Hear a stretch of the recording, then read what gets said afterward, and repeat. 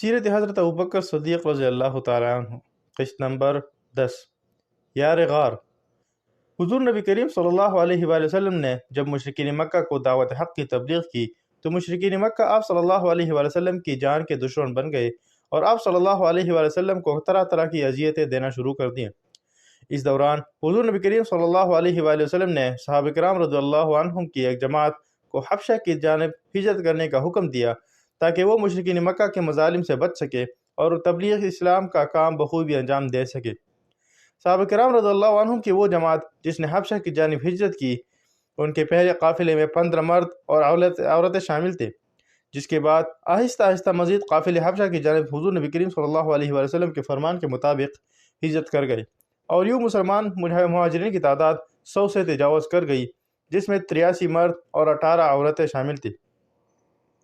نجاشی کے دربار میں مہاجرین کی نمائندگی حضرت سیدنا جعفر رضی اللہ عنہ بن ابی طالب کرتے تھے۔ جب حبشہ کی جانب ہجرت کرنے والوں میں حضرت سیدنا عثمان غنی رضی اللہ عنہ مع اہلیہ، حضرت زبیر بن عوام رضی اللہ عنہ، حضرت عبد الرحمن بن عوف رضی اللہ عنہ اور حضرت عبداللہ بن مسعود رضی اللہ عنہ جیسے جلیل القدر صحابہ کرام بھی شامل تھے۔ حضرت سیدنا ابوبکر صدیق رضی اللہ عنہ نے بھی حبشہ کی جانب ہجرت کا ارادہ کیا۔ مشرکین مکہ میں سے ایک سردار ابن دغنہ کو آپ رضی اللہ عنہ کی ہجرت کا پتہ چلا تو اس نے سرداران قریش سے کہا کہ ابوبکر رضی اللہ عنہ ایسا شخص نہیں جو اپنے وطن سے چلا جائے یا اسے وطن سے نکل جانے پر مجبور کیا جائے۔ وہ لوگوں سے صلہ رحمی کرتا ہے اور مصائب میں گرے ہوئے لوگوں کی مدد کرتا ہے۔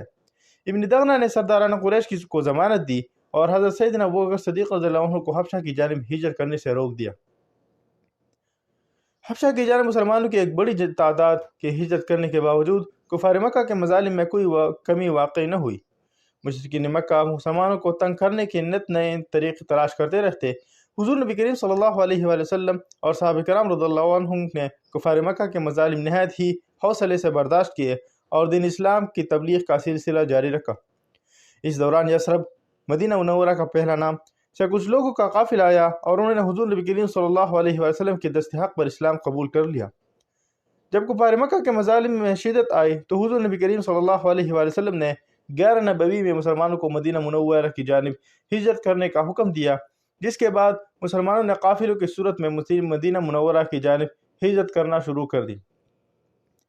بخاری شریف میں حضرت امام اسماعیل بخاری رحمۃ اللہ علیہ نے ہجرت کے متعلق روایت بیان کی ہے کہ حضور نبی کریم صلی اللہ علیہ وسلم نے صحابہ کرام رضی اللہ عنہم کی جماعت سے فرمایا کہ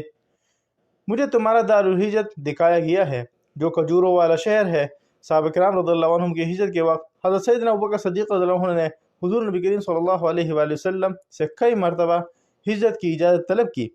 تو حضور نبی کریم صلی اللہ علیہ وآلہ وسلم فرماتے کہ جلدی مت کرو، ممکن ہے اللہ تعالیٰ تمہارا کوئی نیک ساتھی بنا دے۔ جس وقت صحابہ کرام رضی اللہ عنہم ایک کثیر جماعت مکہ مکرمہ سے ہجرت کے مدینہ منورہ تشریف لے گئی اور مکہ مکرمہ میں صرف حضور نبی کریم صلی اللہ علیہ وآلہ وسلم، حضرت سیدنا ابوبکر صدیق رضی اللہ عنہ اور حضرت سیدنا علی المرتضیٰ رضی اللہ عنہ سمیت چند صاحب حیثیت مسلمان رہ گئے تو حضور نبی کریم صلی اللہ علیہ وآلہ وسلم نے ایک رات حضرت سیدنا علی المرتضیٰ رضی اللہ عنہ کو اپنے بستر پر لٹایا اور خود حضرت سیدنا ابوبکر صدیق رضی اللہ عنہ کے گھر پہنچ گئے۔ اتفاق سے اس رات کفار مکہ حضور نبی کریم صلی اللہ علیہ وآلہ وسلم کو شہید کرنے کے لیے آپ صلی اللہ علیہ وآلہ وسلم کے گھر پہنچ چکے تھے، مگر اللہ کا کرنا ایسا ہوا کہ وہ حضور نبی کریم صلی اللہ علیہ وآلہ وسلم کو نہ دیکھ سکے اور آپ صلی اللہ علیہ وآلہ وسلم ان کی آنکھوں کے سامنے سے نکل گئے۔ حضور نبی کریم صلی اللہ علیہ وآلہ وسلم نے حضرت سیدنا ابوبکر صدیق رضی اللہ عنہ کے گھر پہنچ کر حضرت سیدنا ابوبکر صدیق رضی اللہ عنہ سے فرمایا، اے ابوبکر رضی اللہ عنہ،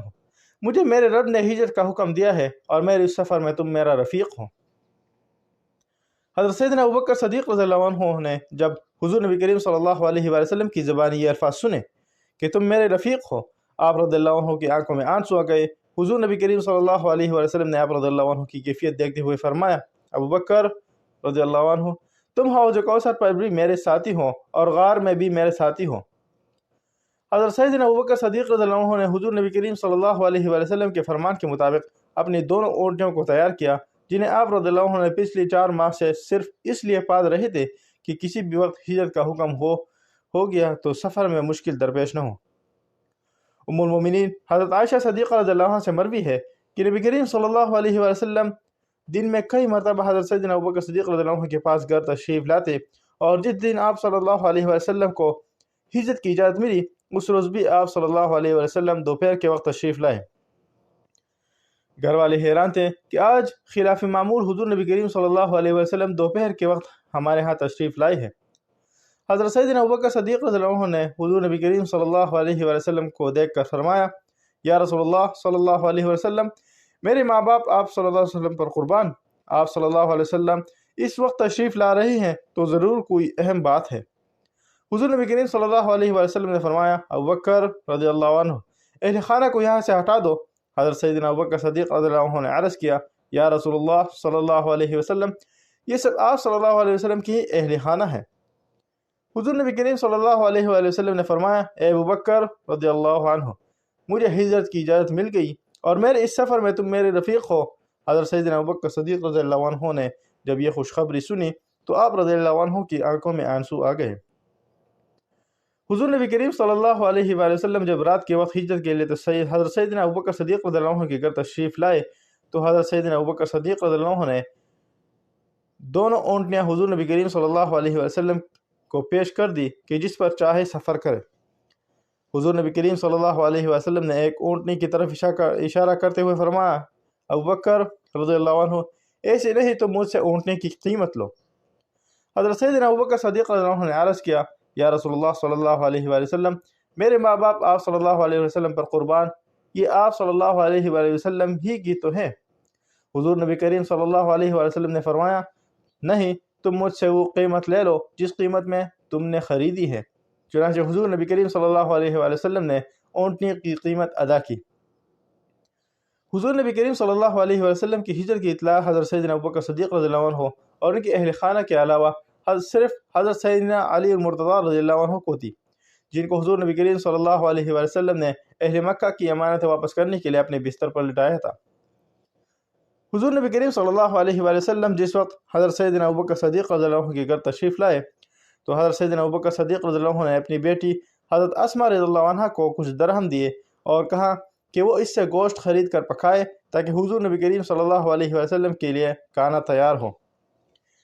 جس وقت حضرت اسماء رضی اللہ عنہ گوشت پکا رہی تھی اس وقت ابو جہل اور دیگر مشرکین حضور نبی کریم صلی اللہ علیہ وسلم کی تلاش میں حضرت سیدنا ابوبکر صدیق رضی اللہ عنہ کے گھر آئے اور حضرت اسماء رضی اللہ عنہ سے حضور نبی کریم صلی اللہ علیہ وسلم اور حضرت سیدنا ابوبکر صدیق رضی اللہ عنہ کے بارے میں دریافت کیا۔ آپ رضی اللہ عنہ نے انکار کر دیا تو اس بدبخت نے آپ رضی اللہ عنہ کے چہرے پر تپڑ مارا جس سے کان کی بالی گر گئی اور کان کے نچلے حصے سے خون نکلنا شروع ہو گیا۔ حضور نبی کریم صلی اللہ علیہ وسلم جس وقت گھر سے نکل لیے تھے تو آپ صلی اللہ علیہ وسلم نے مکہ مکرمہ کے بازار میں کھڑے ہو کر خانہ کعبہ کو دیکھا اور فرمایا، مجھے اور اللہ کو تو بہت محبوب ہے، مگر یہاں کے رہنے والے مجھے یہاں سے نکلنے پر مجبور کر رہے ہیں، اگر یہ مجھے مجبور نہ کرتے تو میں ہرگز یہاں سے نہ جاتا۔ جس وقت حضور نبی کریم صلی اللہ علیہ وآلہ وسلم اور حضرت سیدنا ابوبکر صدیق رضی اللہ عنہ سفر کے لیے گھر سے نکلنے لگے تو حضرت اسماء رضی اللہ عنہ سفر کا سامان لے کر آ گئی۔ آپ رضی اللہ عنہ نے جب دیکھا کہ سامان باندھنے کے لیے کچھ نہیں تو اپنا ازار بند 2 ٹکڑے کر کے اس سے سامان سفر کو باندھ دیا۔ حضور نبی کریم صلی اللہ علیہ وسلم نے حضرت اسماء رضی اللہ عنہ کے جب اس عمل کو دیکھا تو آپ رضی اللہ عنہ کو ذات النطاقین کا خطاب دیا۔ حضور نبی کریم صلی اللہ علیہ وسلم اور حضرت سیدنا ابوبکر صدیق رضی اللہ عنہ مکہ شہر سے باہر نکلے اور جنوب کی سمت روانہ ہوئے جو ملک یمن کی جہت پر تھی۔ آپ صلی اللہ علیہ وسلم نے حضرت سیدنا ابوبکر صدیق رضی اللہ عنہ کے غلام عامر رضی اللہ عنہ بن فہیرہ اور عبد الرحمن بن عریقت جس کا تعلق بنی بنویل سے تھا اور جسے آپ صلی اللہ علیہ وسلم نے راستہ بتانے کے لیے اجرت پر رکھا تھا کے حوالے دونوں اونٹیاں اور دیگر سامان دیا اور ان سے کہا کہ وہ انہیں 3 روز بعد غار ثور میں ملے جو مدینہ منورہ کے راستے میں واقع ہے۔ حضور نبی کریم صلی اللہ علیہ وسلم اور حضرت سیدنا ابوبکر صدیق رضی اللہ عنہ کے سفر کا پہلا پڑاؤ غار ثور میں ہی ہوا۔ غار ثور تک کا سفر نہایت ہی دشوار گزار تھا اور کئی مقامات پر حضرت سیدنا ابوبکر صدیق رضی اللہ عنہ نے حضور نبی کریم صلی اللہ علیہ وسلم کی جان نثار ہونے کا ثبوت دیا اور آپ صلی اللہ علیہ وسلم کے ارد گرد ایک محافظ کی طرح رہے۔ یہی نہیں بلکہ آپ رضی اللہ عنہ نے حضور نبی کریم صلی اللہ علیہ وسلم کو کئی مواقع پر اپنے کندھوں پر اٹھا کر سفر کیا۔ روایت میں موجود ہے کہ فتح مکہ کے موقع پر جب حضور نبی کریم صلی اللہ علیہ وسلم خانہ کعبہ میں بتوں کا صفائی کر رہے تھے تو اس موقع پر لات کا بت جو کہ ایک اونچی جگہ نصب تھا، آپ صلی اللہ علیہ وسلم نے حضرت سیدنا علی المرتضیٰ رضی اللہ عنہ کو حکم دیا کہ وہ آپ صلی اللہ علیہ وسلم کے کندھوں پر چڑھ کر اسے توڑ دے۔ حضرت سیدنا علی المرتضیٰ رضی اللہ عنہ نے عرض کیا کہ آپ صلی اللہ علیہ وسلم کمزور ہے، اس لیے آپ صلی اللہ علیہ وسلم میرے کندھوں پر چڑھ کر اس بت کو توڑ دے۔ حضور نبی کریم صلی اللہ علیہ وسلم نے حضرت سیدنا علی المرتضیٰ رضی اللہ عنہ سے فرمایا کہ اے علی رضی اللہ عنہ، کیا تم نبوت کا بوجھ اٹھا لو گے؟ اور حضرت سیدنا علی المرتضیٰ رضی اللہ عنہ حضور نبی کریم صلی اللہ علیہ وسلم کی بات سن کر خاموش ہو گئے اور حضور نبی کریم صلی اللہ علیہ وسلم کے کندھوں پر چڑھ گئے۔ جس وقت حضرت سیدنا علی المرتضیٰ رضی اللہ عنہ حضور نبی کریم صلی اللہ علیہ وسلم کے کندھوں پر چڑھے تو عرض کیا، یا رسول اللہ صلی اللہ علیہ وسلم، میرے ہاتھ اس وقت عرش معلیٰ تک پہنچ گئے ہیں، اگر حکم ہو تو عرش معلیٰ کو نیچے کھینچ لوں۔ حضور نبی کریم صلی اللہ علیہ وسلم نے فرمایا، اے علی رضی اللہ عنہ، تمہیں جو کہا گیا ہے تم وہ کرو۔ حضرت سیدنا ابو بکر صدیق رضی اللہ عنہ کی شان صدیقیت کی یہ بہت بڑی دلیل ہے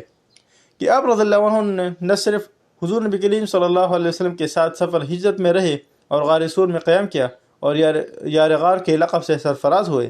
بلکہ آپ رضی اللہ عنہ نے حضور نبی کریم صلی اللہ علیہ وسلم کو اپنے کندھوں پر اٹھانے کی بھی سعادت حاصل کی ہے۔ غار سور کے سفر کے دوران حضور نبی کریم صلی اللہ علیہ وسلم اور حضرت سیدنا ابو بکر صدیق رضی اللہ عنہ کا گزر قبیل خزاعہ کے ایک نیک سیرت عورت ام معبد کے پاس سے ہوا۔ حضور نبی کریم صلی اللہ علیہ وسلم اور حضرت سیدنا ابو بکر صدیق رضی اللہ عنہ نے اس سے دریافت فرمایا کہ اس کے پاس اگر کھجورے، دودھ اور گوشت ہو تو وہ انہیں بیچ دے۔ ام معبد نے عرض کیا کہ میرے پاس اس وقت کچھ نہیں ہے سوائے ایک بکری کے جو نہایت کمزور ہے، اور وہ بکری حضور نبی کریم صلی اللہ علیہ وسلم کی خدمت میں پیش کر دی۔ حضور نبی کریم صلی اللہ علیہ وسلم نے اس بکری کے تنوں کو بسم اللہ پڑھ کر ہاتھ لگایا اور دودھ دوہنا شروع کر دیا۔ بکری کے دودھ سے برتن بھر گیا اور حضور نبی کریم صلی اللہ علیہ وسلم اور حضرت سیدنا ابو بکر صدیق رضی اللہ عنہ نے سیر ہو کر دودھ پیا۔ حضور نبی کریم صلی اللہ علیہ وسلم نے دوبارہ بکری کا دودھ دوہا اور جب برتن بھر گیا تو آپ صلی اللہ علیہ وسلم نے وہ برتن ام معبد کو دیا۔ جب ابو معبد گھر واپس آیا تو ام معبد نے سارا ماجرا ابو معبد کو بیان کیا کہ کس طرح دو نیک فرشتے صفت انسان آئے اور ان کی کمزور بکری کا دودھ دوہا، خود بھی سیر ہو کر پیا اور ہمارے لیے بھی ایک برتن بھر کر چھوڑ گئے۔ ابو محمد نے جب حلیہ دریافت کیا تو ام معبد نے حضور نبی کریم صلی اللہ علیہ وآلہ وسلم اور حضرت سیدنا ابو بکر صدیق رضی اللہ عنہ کا حلیہ مبارک بیان کر دیا۔ ابو معبد نے جب حلیہ سنا تو کہا، اللہ کی قسم، یہ تو وہی ہے جن کا تذکرہ مکہ میں ہو رہا ہے۔ حضرت سیدنا ابو بکر صدیق رضی اللہ عنہ سے منقول ہے کہ جب میں اور حضور نبی کریم صلی اللہ علیہ وآلہ وسلم مکہ مکرمہ سے نکلے تو ساری رات سفر کے بعد صبح کے وقت ہمیں ایک چٹان نظر آئی جس کے سائے میں نے کپڑا بچھا دیا تاکہ حضور نبی کریم صلی اللہ علیہ وآلہ وسلم کچھ دیر آرام فرما لے۔ اس دوران ایک چرواہا ادھر نکل آیا۔ میں نے اس چرواہے سے پوچھا کہ کیا اس کی بکریاں دودھ دیتی ہے؟ تو اس نے ایک بکری میرے حوالے کر دی جس کے تنوں کو صرف کر کے میں نے دودھ دوہا اور ایک برتن کو دودھ سے بھر کر حضور نبی کریم صلی اللہ علیہ وسلم کی خدمت میں پیش کیا، جسے آپ صلی اللہ علیہ وسلم نے اور میں نے سیر ہو کر پی لیا۔ حضرت سیدنا ابو بکر صدیق رضی اللہ عنہ فرماتے ہیں کہ دودھ پینے کے بعد ہم نے وہاں سے کوچ کیا۔ راستے میں سراقہ بن مالک بن جعشم کنانی نے ہمیں آن لیا۔ میں نے جب اسے دیکھا تو رو پڑا اور حضور نبی کریم صلی اللہ علیہ وسلم سے عرض کیا، یا رسول اللہ صلی اللہ علیہ وسلم، یہ ہماری تلاش میں ہے۔ آپ صلی اللہ علیہ وسلم نے فرمایا، غم نہ کھاؤ، یقیناً اللہ ہمارے ساتھ ہے۔ جب کچھ دیر بعد سراقہ ہمارے نزدیک آ گیا تو میں نے پھر روتے ہوئے حضور نبی کریم صلی اللہ علیہ وآلہ وسلم سے عرض کیا، یا رسول اللہ صلی اللہ علیہ وسلم، اس نے ہمیں آن لیا ہے۔ حضور نبی کریم صلی اللہ علیہ وآلہ وسلم نے فرمایا، اے ابو بکر رضی اللہ عنہ، روتے کیوں ہو؟ میں نے عرض کیا، یا رسول اللہ صلی اللہ علیہ وسلم، میں اپنے لیے نہیں بلکہ آپ صلی اللہ علیہ وسلم کے لیے روتا ہوں کہ خدا نخواستہ یہ آپ صلی اللہ علیہ وسلم کو کچھ نقصان نہ پہنچائے۔ حضور نبی کریم صلی اللہ علیہ وسلم نے اس وقت اپنے ہاتھ دعا کے لیے بلند کیا اور فرمایا، اے اللہ، جس ذریعے سے تو چاہے ہمیں اس سے بچا۔ آپ صلی اللہ علیہ وسلم کا یہ کہنا تھا کہ سراقہ کا گھوڑا پیٹ تک زمین میں دھنس گیا اور چھلانگ لگا کر گھوڑے سے نیچے اتر آیا اور حضور نبی کریم صلی اللہ علیہ وسلم سے عرض کرنے لگا کہ مجھے معلوم ہے یہ آپ صلی اللہ علیہ وسلم کا کام ہے۔ اگر آپ صلی اللہ علیہ وسلم مجھے اس مصیبت سے نجات دے دیں تو میں انہیں جو آپ صلی اللہ علیہ وسلم کا پیچھا کر رہے ہیں، یہاں تک نہیں آنے دوں گا۔ چنانچہ حضور نبی کریم صلی اللہ علیہ وسلم نے اس کے حق میں دعا کی اور اس کا گھوڑا زمین سے نکل آیا اور وہ واپس مکہ چلا گیا۔ سراقہ بن جعصم نے حضور نبی کریم صلی اللہ علیہ وآلہ وسلم کی ہجرت کا واقعہ بیان کیا ہے کہ جس وقت حضور نبی کریم صلی اللہ علیہ وآلہ وسلم حضرت سیدنا ابوبکر صدیق رضی اللہ عنہ کے ہمراہ مکہ مکرمہ سے ہی ہجرت کے لیے نکلے تو سرداران قریش نے ان کو پکڑوانے کے لیے 100 اونٹ انعام مقرر کیا۔ میں اس وقت کچھ دوستوں کے ہمراہ بیٹھا ہوا تھا کہ مجھے ایک شخص نے آ کر کہا کہ ابھی کچھ دیر پہلے محمد صلی اللہ علیہ وسلم اور ابوبکر رضی اللہ عنہ دونوں فلاں جگہ سے گزرے ہیں۔ میں فوراً گھر آیا اور گھوڑے پر زین کسی، پھر میں نے فال نکالی جو اچھی نہ دی، میں نے دوبارہ فال نکالی تو پھر وہی نکلی۔ میں 100 اونٹوں کے علاج کے ہاتھوں مجبور ہو کر گھر سے نکلا۔ جب میں گھر سے نکلا اور حضور نبی کریم صلی اللہ علیہ وسلم اور حضرت سیدنا ابوبکر صدیق رضی اللہ عنہ کا تعاقب کرتے ہوئے ان کے پاس پہنچا تو میرا گھوڑا پھسل گیا اور اس کی اگلی دونوں ٹانگیں زمین میں دھس گئیں۔ میں چھلانگ لگا کر گھوڑے سے اتر آیا۔ میں نے حضور نبی کریم صلی اللہ علیہ وسلم سے معافی مانگی اور حضرت سیدنا ابوبکر صدیق رضی اللہ عنہ سے عرض کیا کہ وہ مجھے کچھ ایسی تحریر دے جو میرے اور ان کے درمیان نشانی ہو۔ چنانچہ حضرت سیدنا ابوبکر صدیق رضی اللہ عنہ نے حضور نبی کریم صلی اللہ علیہ وسلم کی اجازت سے مجھے ایک تحریر لکھ دی جسے میں نے اپنے پاس سنبھال کر رکھ لیا۔ پھر فتح مکہ ہوا اور حضور نبی کریم صلی اللہ علیہ وسلم غزوہ حنین کے بعد واپس آ رہے تھے تو جارانہ کے مقام پر آپ صلی اللہ علیہ وآلہ وسلم سے ملاقات ہوئی۔ میں نے آپ صلی اللہ علیہ وآلہ وسلم کو حضرت سیدنا ابوبکر صدیق رضی اللہ عنہ کی تحریر دکھائی۔ حضور نبی کریم صلی اللہ علیہ وآلہ وسلم نے فرمایا، آج ایفائے عہد اور نیکی کا دن ہے، میرے قریب آؤ۔ میں حضور نبی کریم صلی اللہ علیہ وسلم کے پاس گیا اور آپ صلی اللہ علیہ وسلم کے دستحق پر بیعت ہو کر دائر اسلام میں داخل ہوا۔ حضور نبی کریم صلی اللہ علیہ وآلہ وسلم اور حضرت سیدنا ابوبکر صدیق رضی اللہ عنہ نے غار ثور میں 3 دن اور 3 راتیں قیام فرمایا۔ جس وقت دونوں حضرات غار ثور میں پہنچے تو حضرت سیدنا ابوبکر صدیق رضی اللہ عنہ نے غار ثور نے حضور نبی کریم صلی اللہ علیہ وسلم سے عرض کیا کہ وہ انہیں پہلے غار میں جانے دے تاکہ وہ غار کا جائزہ لے کہ اندر کوئی زہریلا جانور یا کوئی اذیت والی چیز تو موجود نہیں ہے۔ حضور نبی کریم صلی اللہ علیہ وسلم نے اجازت دے دی تو حضرت سیدنا ابوبکر صدیق رضی اللہ عنہ غار کے اندر داخل ہوئے اور غار میں موجود تمام سوراخ اپنے تہبند کو پھاڑ کر اس سے بند کر دیے اور صرف 2 سوراخ باقی بچ گئے جن پر آپ رضی اللہ عنہ اپنے پاؤں رکھ دیے اور حضور نبی کریم صلی اللہ علیہ وآلہ وسلم کو اندر تشریف لانے کی گزارش کی۔ جب حضور نبی کریم صلی اللہ علیہ وآلہ وسلم غار میں تشریف لائے تو آرام کی غرض سے لیٹ گئے اور سر مبارک حضرت سیدنا ابوبکر صدیق رضی اللہ عنہ کی گود میں رکھ دیا۔ جن سوراخوں پر حضرت سیدنا ابوبکر صدیق رضی اللہ عنہ نے اپنے پاؤں رکھے ہوئے تھے ان میں سے ایک سوراخ میں سے بچھو نے آپ رضی اللہ عنہ کو ڈنک مارا، جس کے درد کی شدت سے آپ رضی اللہ عنہ کی آنکھوں میں آنسو آ گئے اور وہ آنسو بہہ کر حضور نبی کریم صلی اللہ علیہ وآلہ وسلم کے رخسار مبارک پر گر پڑے، جس سے حضور نبی کریم صلی اللہ علیہ وآلہ وسلم نے اپنی آنکھیں کھول دیے اور حضرت سیدنا ابوبکر صدیق رضی اللہ عنہ سے معاملہ دریافت کیا۔ حضرت سیدنا ابوبکر صدیق رضی اللہ عنہ نے سارا ماجرا گوش گزار کر دیا۔ حضور نبی کریم صلی اللہ علیہ وآلہ وسلم نے اپنے لعامدہ سے بچھو کی ڈنک والی جگہ پر لگایا جس سے زہر کا اثر جاتا رہا اور حضرت سیدنا ابوبکر صدیق رضی اللہ عنہ کی تکلیف ختم ہو گئی۔ حضور نبی کریم صلی اللہ علیہ وآلہ وسلم نے حضرت سیدنا ابوبکر صدیق رضی اللہ عنہ کی اس تکلیف کے عوض اللہ عز و جل کی حضور دعا فرمائی کہ الہی ابوبکر رضی اللہ عنہ کو روز محشر میرے ساتھ مقام عطا فرما۔ حضور نبی کریم صلی اللہ علیہ وسلم کی دعا کو قبولیت اللہ عز و جل نے بذریعہ وحی عطا فرمائی۔ غار ثور کی طرف جاتے ہوئے راستے میں حضرت سیدنا ابوبکر صدیق رضی اللہ عنہ کبھی حضور نبی کریم صلی اللہ علیہ وسلم کے آگے چلنا شروع ہو جاتے اور کبھی پیچھے، کبھی دائیں اور کبھی بائیں چلنا شروع کر دیتے۔ حضور نبی کریم صلی اللہ علیہ وسلم نے پوچھا، اے ابوبکر رضی اللہ عنہ، کیا معاملہ ہے؟ تم اتنے پریشان کیوں ہو؟ حضرت سیدنا ابوبکر صدیق رضی اللہ عنہ نے عرض کیا، یا رسول اللہ صلی اللہ علیہ وسلم، مجھے ڈر ہے کہ کوئی آپ صلی اللہ علیہ وسلم پر حملہ آور نہ ہو جائے۔ حضور نبی کریم صلی اللہ علیہ وسلم نے فرمایا، ابوبکر رضی اللہ عنہ، تمہارا ان 2 کے بارے میں کیا خیال ہے کہ جن کے ساتھ تیسرا اللہ ہو؟ پھر جب دونوں حضرات غار میں داخل ہو گئے تو اللہ عز و جل کے حکم سے غار کے باہر ایک درخت اگ پڑا اور غار کے منہ پر 2 کبوتروں نے انڈے دے دیے اور ایک مکڑی نے غار کے منہ پر جالا بنا دیا۔